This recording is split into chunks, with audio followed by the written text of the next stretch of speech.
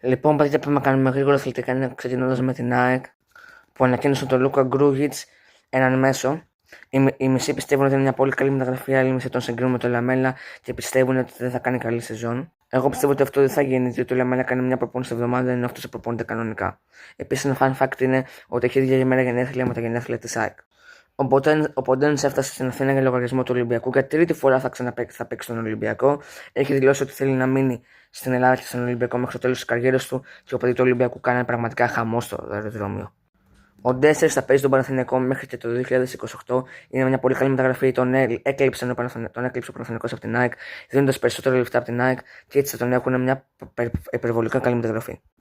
Τώρα ο Τέλης Μιστακίδης θέλει να αγοράσει τον μπασκετικό ΠΑΟΚ, να τον αναγεννήσει και να φτιάξει και το καινούργιο γήπεδό του.